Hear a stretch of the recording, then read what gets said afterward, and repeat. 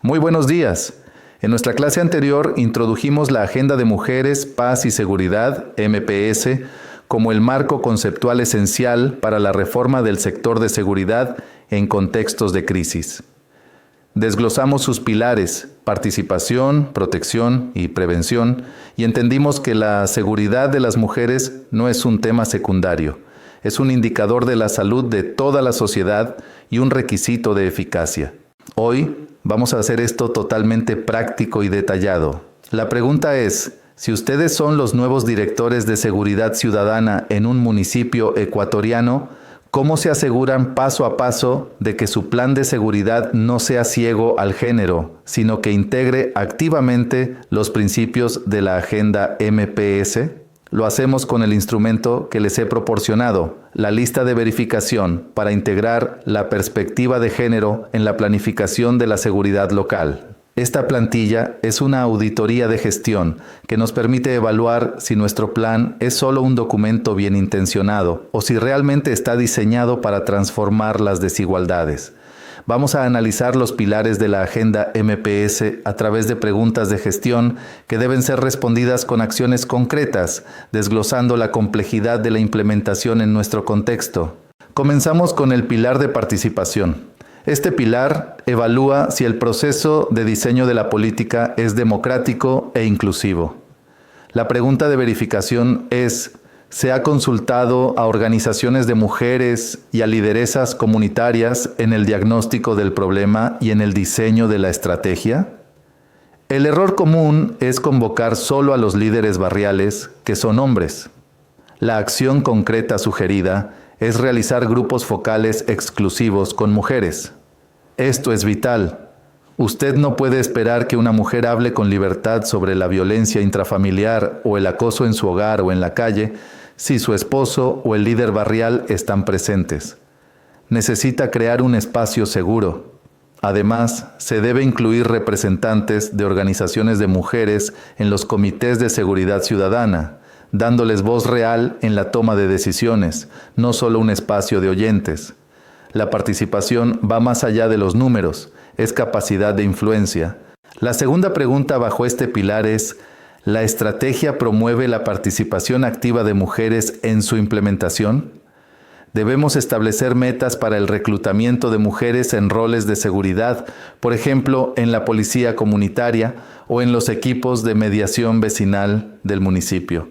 En el contexto ecuatoriano, hemos visto históricamente que la presencia de mujeres policías, especialmente en las UPCs, mejora la confianza de las víctimas de violencia de género para denunciar. También se debe financiar proyectos de seguridad liderados por mujeres de la comunidad, reconociendo que ellas son las expertas en su propia seguridad y las mejores promotoras de la prevención. El segundo es el pilar de protección. Este pilar evalúa la respuesta del Estado a la violencia de género, VG, como una amenaza específica y sistemática. La primera pregunta de verificación es: ¿la estrategia identifica las formas específicas de violencia que afectan a mujeres y niñas en el territorio? Esto no es obvio.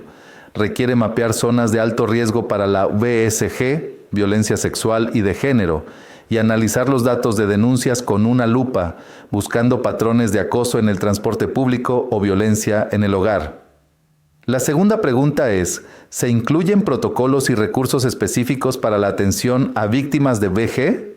Una acción concreta esencial es asegurar la existencia de una ruta de atención clara y articulada entre la policía, la salud y la justicia. El municipio debe asignar presupuesto para refugios o servicios de apoyo psicológico y legal para las víctimas, reconociendo que la ayuda legal es una parte esencial de la seguridad y de su recuperación.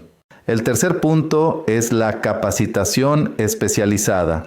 El personal de seguridad, policía, militares, agentes municipales, ha recibido capacitación especializada en derechos de las mujeres y atención a víctimas de VG.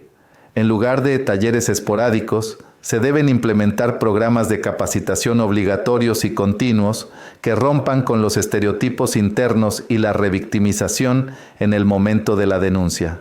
El tercer pilar es el pilar de prevención. Este pilar es el más proactivo y transformador, ya que busca abordar las causas estructurales de la violencia. La primera pregunta de verificación es: ¿el diagnóstico de seguridad analiza las diferentes vulnerabilidades y roles de hombres y mujeres? La acción sugerida es desagregar todos los datos de victimización y percepción por sexo y analizar cómo las normas de género influyen en la violencia. Por ejemplo, analizando cómo la presión por el rol de proveedor masculino en un contexto de desempleo en el Ecuador puede generar frustración y llevar a la violencia doméstica o al reclutamiento criminal en los jóvenes, especialmente en ciudades donde el crimen organizado transnacional se nutre de la desesperación. La segunda pregunta es: ¿los programas de prevención de la violencia abordan las causas estructurales de la desigualdad de género y las masculinidades nocivas? Un plan que solo enseña autodefensa a las mujeres no es suficiente.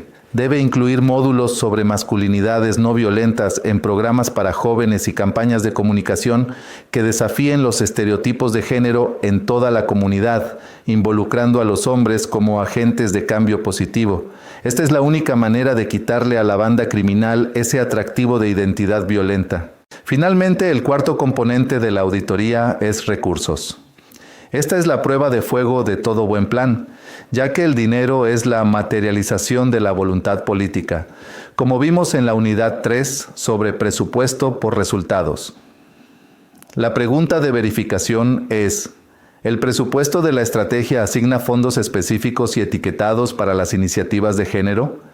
Si no hay una partida específica, el dinero se gasta en patrulleros y las iniciativas de género se quedan sin fondos. La acción sugerida es crear una partida presupuestaria específica para transversalización de género en seguridad y, crucialmente, auditar el gasto de género para asegurar que esos fondos se ejecuten realmente en lo que fueron diseñados y no se desvíen para cubrir otros déficits. Bajo la lógica del PPR, debemos justificar ante el Consejo Municipal que la inversión en un refugio o en un programa de masculinidades es una inversión para la reducción del delito a largo plazo, no un gasto social secundario.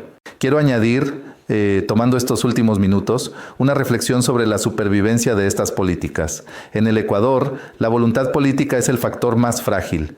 Una política con perspectiva de género, por ser estructural, es lenta y los resultados no se ven en 6 meses. Cuando viene el próximo alcalde o un nuevo ministro con el discurso de mano dura, lo primero que cortan son los programas blandos de prevención y género. Para combatir esto, ustedes deben usar 2 estrategias. La primera es la institucionalización. No basta con que el plan de seguridad tenga perspectiva de género. El municipio, la policía, la fiscalía deben tener unidades de género permanentes con personal presupuestado y capacitado. Esto garantiza que la perspectiva sobreviva al cambio de gobierno. La segunda estrategia es la evidencia. Debemos ser incansables en la medición de resultados. Si invertimos en el programa de masculinidades, debemos demostrar con datos que, 2 años después, la tasa de reincidencia en violencia intrafamiliar en ese barrio ha disminuido y que la percepción de seguridad de las mujeres ha aumentado. Si logramos vincular la inversión en género, el recurso, con la reducción del miedo y del delito, el resultado, hacemos que la política sea financieramente indispensable y políticamente más difícil de cortar. La perspectiva de género no es solo ética, es la estrategia más inteligente para la paz. Al aplicar esta lista de verificación, ustedes se aseguran de que la política de seguridad no solo se quede en la retórica del tenemos que hacer algo por las mujeres, sino que se convierta en una estrategia integral, medible y presupuestada que reconozca que la perspectiva de género es un requisito para la eficacia en la construcción de una paz sostenible. Bien, para dar por terminada la sesión del día de hoy, les quiero recordar que deben revisar todas las actividades que se encuentran cargadas en el aula virtual y deberán realizarlas en el tiempo establecido. No se olviden que uno de los requisitos para aprobar el curso es que deben tener todas las actividades completas. Una vez más, quiero indicarles que en el caso de tener alguna duda sobre la clase, pueden realizar sus preguntas al agente virtual de la materia.